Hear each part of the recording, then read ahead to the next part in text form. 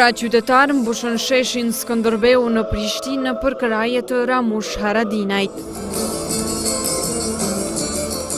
Nënkryetari i Aleancës për Ardhmërinë e Kosovës, Ardian Gjini, tha se ndalimi i Haradinajt në Francë është padrejtësi.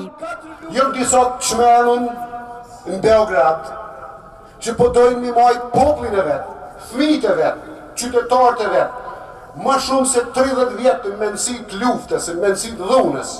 Evropa nuk duhet me leju, ne nuk duhet me leju, që 18 vjetë mas lufte. Këta njerëz Evropë, që kanë dhënë urdhna edhe i kanë vra fëmijët e vetë për me në akuzu neve.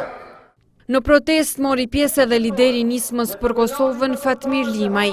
Tha se ata gjithmonë janë përgjigjur drejtësisë kur është kërkuar, pavarësisht a ka qenë drejt apo e pa drejt. Shteti i rinafër qytetarit e vetë kur i bëhet pa drejt, qoftë mbrana e qoftë jashtë. Prandaj, kërkesa e jonë është me fuqishin duhet biseduar me gjuhën e tij, ai nyshe nuk e kupton. Ne edhe herë kërkojmë nga institucionet e Kosovës pezullimin e menjëhershëm të bisedimeve me Serbinë. Dhe ma, paraqitjen e kushteve konkrete se si mund bisedohet me ta. Kryetari i organizatës së veteranëve të luftës së UÇK-s, Hysni Gucati, luftën e UÇK-s e quajti të pastër, madje luftën më të pastër në fundshekullin e kaluar.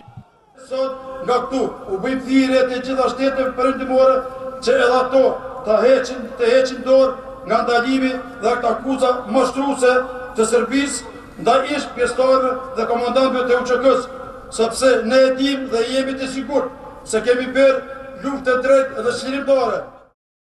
Protesta përfundoi në mënyrë të qetë. Ramush Haradinaj është